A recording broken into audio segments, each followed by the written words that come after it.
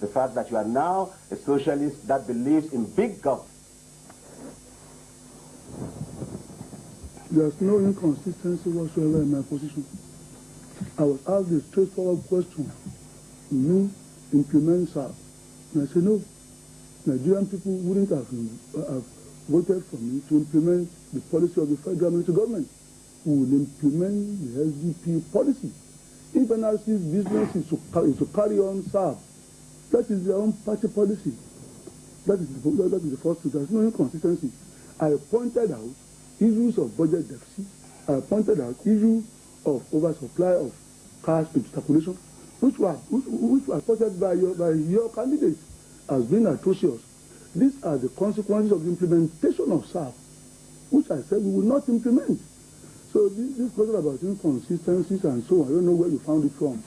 I supported the idea of SAP when it was introduced, because no country in the world will sell goods to Nigeria other than for current purchases, other than on a cash and carry basis.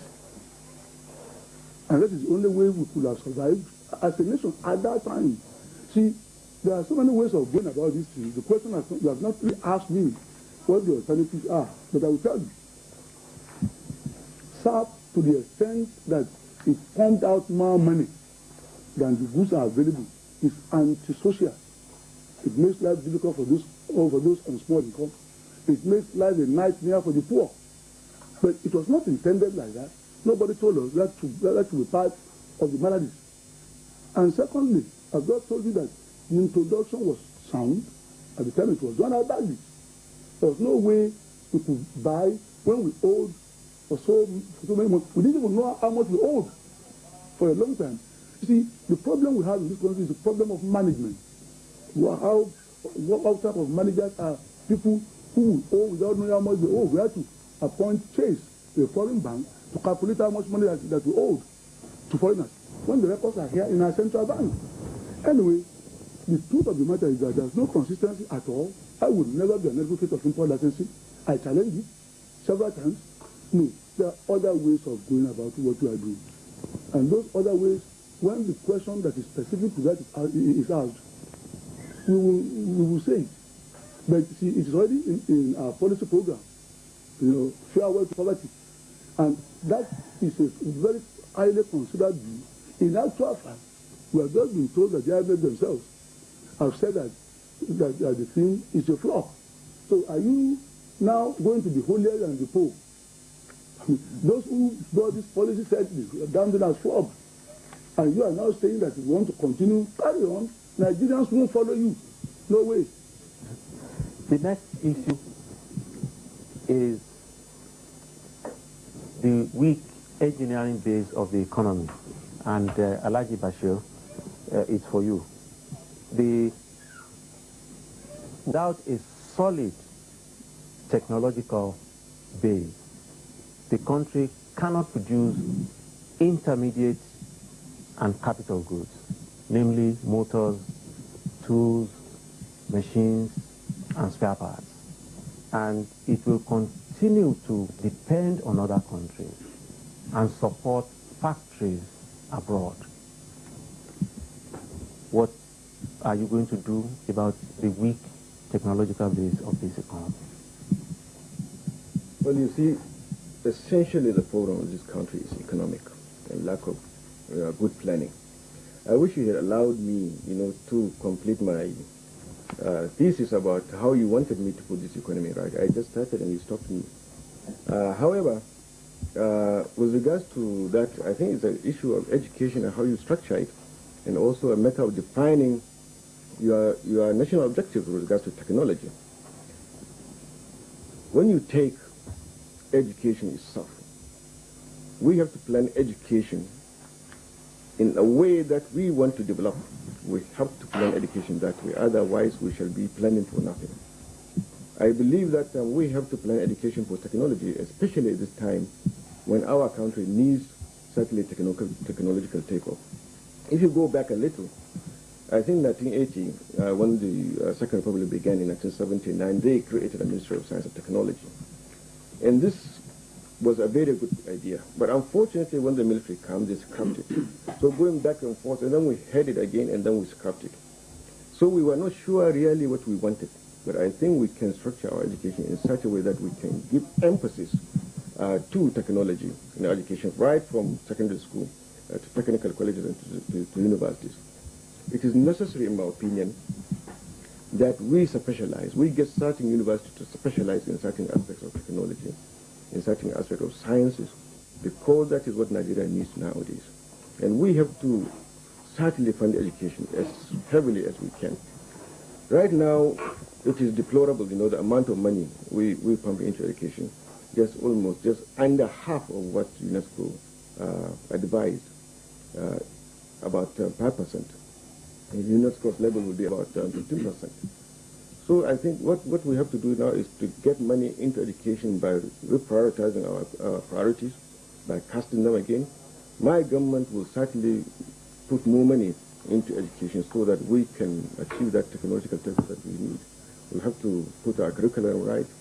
We have to focus our attention to education. The Ministry of Education, the Ministry of Technology must be given this rightful place so that it can work and train Nigerians for this technology. Thanks very much. Bashir. Well, education is a very difficult crisis in Nigeria. So much so that we simply will have to start all over again. The priority has to be accorded to education in everything that we do. Forget about technology. Education itself. I was calculating about 2 weeks ago. We are now in the month of June. At that time, it was about the 22nd of May. Children in Nigeria have lost 3 months from the classroom. They don't even know what the classroom looks like anymore in serious. Teachers are on strike, they are not on strike, there's some problem here and there. And see, we must take politics out of education and education out of politics. Education is our future. If you say that you really must look at the percentages and so on before you can fund education, well, it's expensive, but how less expensive is ignorance. So there's a fundamental position there. Then you go to basic things like library. There are no books in any library. In primary schools, in secondary schools, there are no laboratory equipment. Boys doing their honors degree in sciences do what they call theoretical practical. Ordinary test tube, ordinary bulb for microscope and not available. No pipette, no test tubes. We have to really get certain basic things right. We are not going to be able to join the world as we know it at the end of this century unless we do something extra. But we can have a shortcut. We have a lot of Nigerians, many of them, in America, in Europe, even in Russia. The number 2 man in Sunobu, that nuclear power plant that blew up, was a Nigerian. He was on vacation in the U.S. They sent a whole Illusion Institute to go and bring him back to get things done. I know the young man, only 41. So there are Nigerians in these key areas of technological advancement who we can bring back into Nigeria. And that is what I intend to do. Have a transit arrangement with them. They have to take some time off from their place of work, come and see things at home, encourage with money. Even we will give them houses, 4-bedroom houses and so on. Give them cars. And make them really want to do something for it, even if they're coming for only 3 years. So we have the people. And I think these are the things we can do. Have a clarion call on them. And we have so many of them in the U.S. I must stop you, okay, thank you on this point. Well, questions from the NRC side. One question. Chief Abiola. Yes. You are an aspirant to the presidential office of Nigeria. I'm a candidate. A candidate, I'm sorry, a correction. You realize, of course, that to achieve technological diversification, sufficient foreign investment is necessary. This is true. And over the last 2 decades, you have presided over one of the largest international multinationals in this country, the ITT. Yes. How much technology has ITT transferred into Nigeria? Thank you. How much of your own enormous and personal wealth is invested in Nigeria. And if most of your wealth is invested abroad, how do you expect to attract foreign investment into this country? Thank you, sir. Well, simple. ITT made the proposal in 1975 to build a telephone exchange factory here. We went ahead, we even acquired land in Abeokuta. All we want is a definition of what type of various equipment should be manufactured. Is it cross-bar? Is it digital? Is it electronic? Meetings were held, people came from America, came from Europe. At the time I went out of the country myself, I would come back again to attend these meetings. Nothing came out of it. Not a single frame of telecommunication is manufactured in Nigeria today, because it pays of officials to be importing these things from abroad. In fact, because I kept pressing to have the thing manufactured in Nigeria, we got blacklisted. ITT was just being able to have a digital exchange contract only 3 months ago. That contract has been negotiated and signed as far as 1984. It has not been perfected until 3 months ago. That is to tell you what I've had to run through. And as regards my investment in Nigeria, I invested a total of,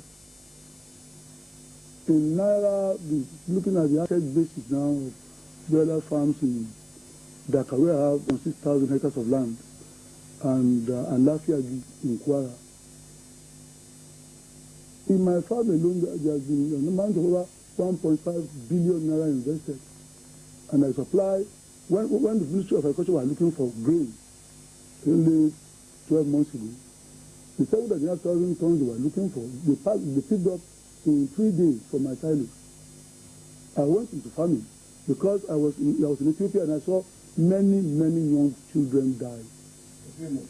I'm sorry. Very small. I'm sorry, I must rule you out of order. I'm sorry. SDP. Yep.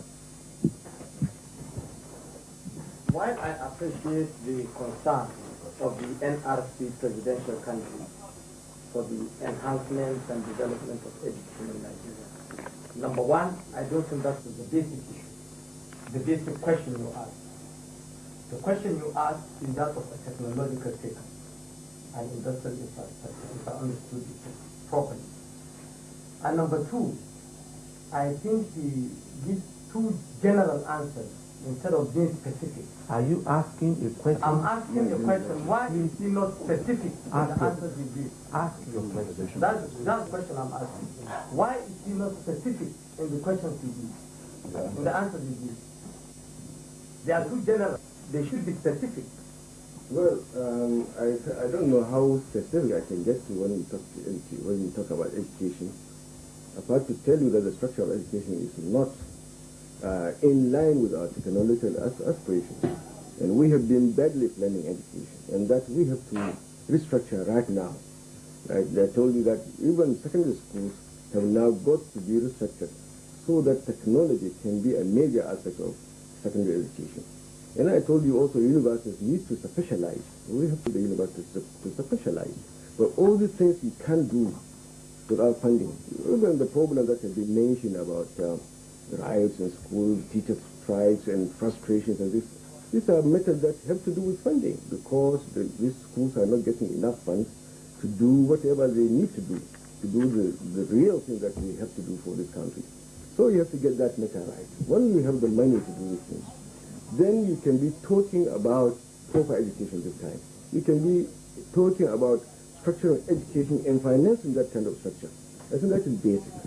Lack of funding is basic to our problem, because with sufficient funds, properly utilized, I'm sure all these problems will fade away. And with clear objectives about technology, about what we have to. If you read even the book that I launched yesterday, I talked about this issue in greater detail. But I believe this is a time, in fact the time has been due for a long time, that Nigeria must now focus its attention towards technology. Because without that we are not going to make any. You see, we even have started like a Jakarta plant or all these things. But how can you use those if there is nothing to back it, if there is no education to back it? Thank you very much. Bashir. Thank you. Thanks a lot. Now, Bashir Abiola, the next issue. What is your attitude to